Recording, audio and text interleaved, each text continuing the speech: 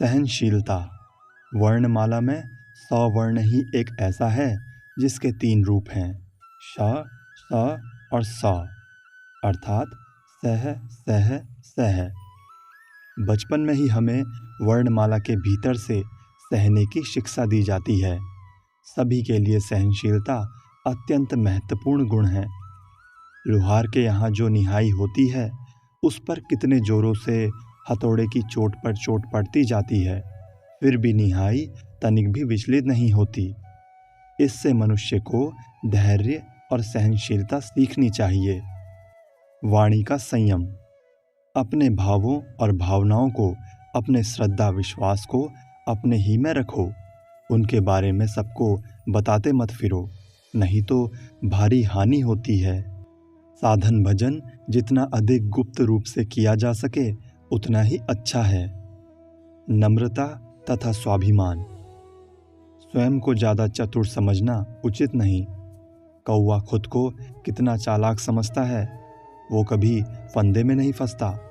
भय की तनिक आशंका होते ही उड़ जाता है।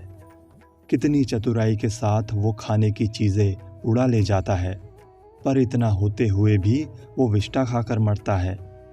ज़्यादा चालाकी करने का यही परिणाम होता है। ऊंचा उठना हो, महान बनना हो तो पहले नीचा नम्र बनना चाहिए। चातक पक्षी का घोंसला नीचे होता है, पर वो आसमान में बहुत ऊंचा उड़ता है। ऊंची ज़मीन में खेती नहीं होती, उसके लिए नीची ज़मीन चाहिए जहाँ पानी जम सके, तभी खेती हो सकती है। फलवान वृक्ष की डालियाँ सदा नीचे की ओर झुकी होती हैं। अगर तुम बड़ा बनना चाहते हो तो छोटा नम्र बनो। जहाँ और लोग सिर झुकाते हैं वहाँ पर तुम्हें दंडवत करना चाहिए। मैं लेक्चर दे रहा हूँ, तुम लोग सुनो। इस प्रकार का अहम भाव, आचार्यपन का अभिमान नहीं रखना चाहिए। अज्ञान अवस्था में ही अहंकार रहता है, ज्ञान होने पर नहीं। जिसमें गर्व नहीं उसी को ज्ञान लाभ होता है। बरसात का पानी नीची ज़मीन पर ही ठहरता है, ऊंची जगह पर नहीं ठहर पाता। तराजू का जो पलड़ा भारी होता है वो नीचे आ जाता है, और जो हल्का होता है वो ऊपर उठ जाता है। इसी तरह जो व्यक्ति गुणी और सामर्थ्यवान होता है वो सदा नम्र और विनयशील होता है। मूर्ख ही झूठे अहंकार अभिमान में फूला रहता है।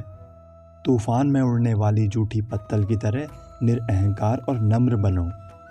सुई में धागा पिरोना हो तो धागे को पहले ऐंठ कर नुकीला बनाओ, ताकि उसमें रोए न रहें, तभी वो सुई के छेद में से जा सकता है। मन को ईश्वर में निमग्न करना हो तो दीनहीन विनम्र बनो, वासना रूपी रोएं दूर कर दो। कई लोग विनय का ढोंग रचते हुए कहते हैं, मैं कीट हूँ। इस प्रकार स्वयं को हमेशा कीट कहते कहते कुछ दिनों बाद मनुष्य वास्तव में ही कीट की तरह दुर्बल बन जाता है। मन में कभी हीन भावना या हताशा नहीं आने देनी चाहिए। उन्नति के पथ पर हताशा बड़ा भारी शत्रु है। जिसका जैसा भाव होता है उसे वैसा ही फल लाभ होता है। यथार्थ मनुष्य तो वही है जो मानहोश हो, अर्थात जिसमें स्वाभिमान का होश हो। दूसरे लोग तो निरे मानुस हैं। जो अहंकार आत्मा की महिमा को प्रकट करता है वो अहंकार नहीं। जो विनय आत्मा के गौरव को नीचे लाती है वो विनय नहीं।